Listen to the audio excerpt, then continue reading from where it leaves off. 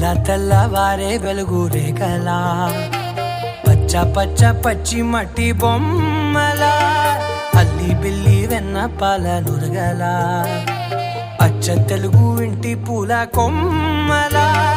దేవదేవుడే పంపగా ఇలా దేవతే మా ఇంట అడుగే పెట్టెనంట బ్రహ్మ కళ్ళలో కాంతులే